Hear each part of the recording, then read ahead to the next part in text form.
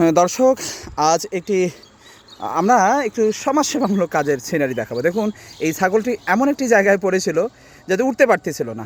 আমার দুজন ছাত্র, তারা এখন পড়াশোনা করছে। এরা দুজন সেই ছাগলটিকে দেখুন খুব সুন্দরভাবে কিন্তু এখান থেকে বাঁচানোর চেষ্টা করলো এবং সর্বশেষ কিন্তু তারা সফল। আসলে আমাদের এই ধরনের কাজ করা উচিত। আপনারা দেখুন, খুব বিপজ্জনক জায়গায় কিন্তু ছাগলটি ছিল।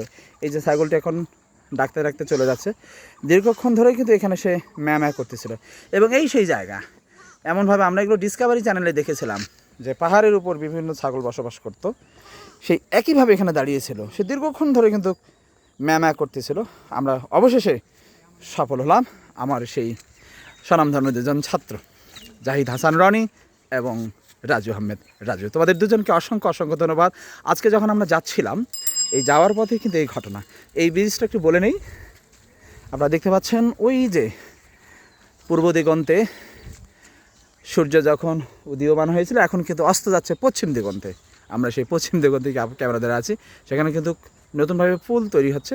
আর এই সেই হলো একটি রেল সেতু ছিল।